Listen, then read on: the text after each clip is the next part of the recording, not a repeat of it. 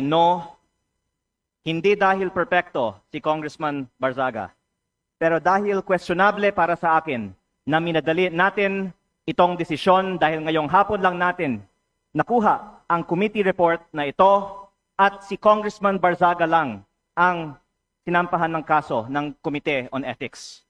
Ang boto ko ay no, lalo na dahil inuuna natin ang kaso niya kaysa sa mga mas seryosong isyong kinakaharap ng isa sa mga kasamahan natin. Isang kapwa kong Batanggenyo na nandito ngayon na bumoto sa kaso ni Congressman Barzaga. Hindi ba nakakahiya maging miyembro ng Kongreso dahil parang naging normal na meron tayong isang kasamahan na inakusahan na nagbayad para sa mahigit 100 billion pesos ng mga kontrata sa DPWH?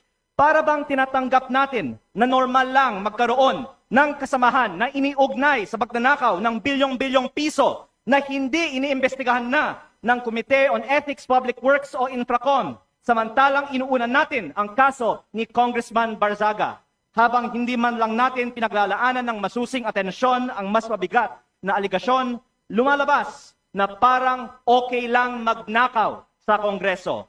Nakatala na sa kasaysayan na sa gitna ng matinding kontrobersiya sa korupsyon, ito ang inuna ng Kongreso at parang lang walang mali sa ginagawa ng isa sa ating kasamahan at tayo mismo ay ngayon sumisira sa imahe ng Kongreso. Mahiya naman tayo.